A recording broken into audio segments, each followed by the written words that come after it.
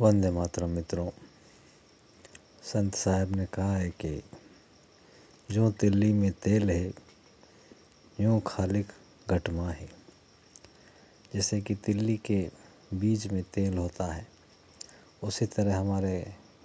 अंतर में, हमारे घट में, हमारे आंतरिक चेतना में ईश्वर विद्यमान है।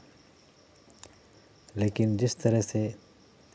तिल्ली में से तेल स्वतः बाहर नहीं आता, लकड़ी में अग्नि होती है लेकिन लकड़ी अग्नि स्वतः प्राप्त नहीं करती। कुछ इनिशियल स्टेज पे कुछ काम किया जाना होता है। लकड़ी को इनिशियली फायर से टच किया जाता है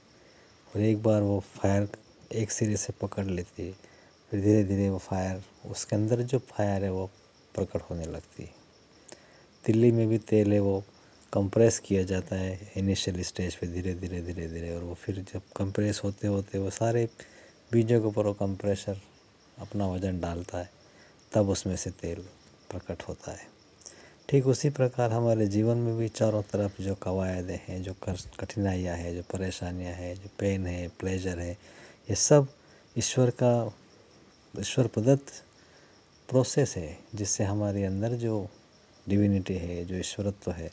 उसको निकालने का प्रयास किया जा रहा है मित्रों। लेकिन ये प्रयास और सुगम हो सकता है अगर हम जो तत्व, जिस तरह से अग्नि का काम लकड़ी के लिए कर रहा है, उसी तरह से हमारी जो आध्यात्मिक ऊर्जा है, इसको सचेतन रूप से अगर कहीं कोई इनिशिएटिव दिया जा सके, कोई स्टेप लिया जा सके, तब ये काम बहुत आसान हो सकता है। कोई मंत्र हो सकता है, कोई दीक्षा हो सकती है, कोई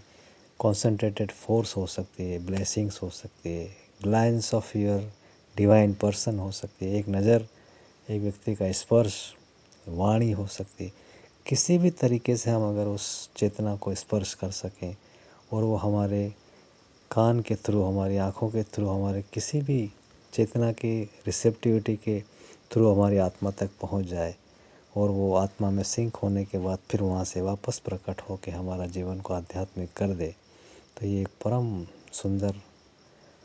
अव्यय होता है मित्रों। ये हमें करने की आवश्यकता है। हर व्यक्ति की अपनी अपनी यात्रा होगी, हर व्यक्ति का अपना अपना इंक्लिनेशन होगा, लेकिन यही एक ऐसा सॉल्यूशन है जिसमें शॉर्टेस्ट तरीके से हम अपनी आध्यात्मिक ऊर्जा को डिवाइन फोर्स के साथ मैनिफेस्ट कर सकते हैं और एक लाइफ में बहुत कुछ हासिल कर सकते हैं मित्रों। तो हमें देखना है कि हमारे आसपास हम किस वातावरण में रह रहे हैं, किस धर्म है, किस संस्कृति में, किस तरह की हमारी डिसिप्लिन्स हैं, क्लैंक्स हैं, और वहाँ से हम अगर इस चेतना के साथ इस थ्रेड को पकड़ सकें कि कोई एक फोर्स, कोई शब्द, कोई वाइब्रेशन, कोई वाणी, कोई ईश्वरीय फोर्स का स्पर्श, कोई भी तरीके से हमारी आत्मा तक वो चीज़ पहुँच जाए और वहाँ से फिर ये वापस, जिस तरह से एक सिंक होता है, डाइव करता है पानी में कोई डाइवर और फिर वहाँ से वापस रिवर्स होता है, तो सिंक होने के बाद वहाँ से जो एक सारे जो यूनिवर्सल कॉन्शियसनेस के तत्व ईश्वर ने हमें दे रखे हैं हमारी अंतरात्मा में, वो सारे तत्व वहाँ से प्रकट होते हैं और फिर उसका मैनिफोल्ड मैनिफेस्टेशन चालू होता है। और यही आध्यात्मिक प्रक्रिया है मित्रों, जीवन को आध्यात्मिकरण करने का।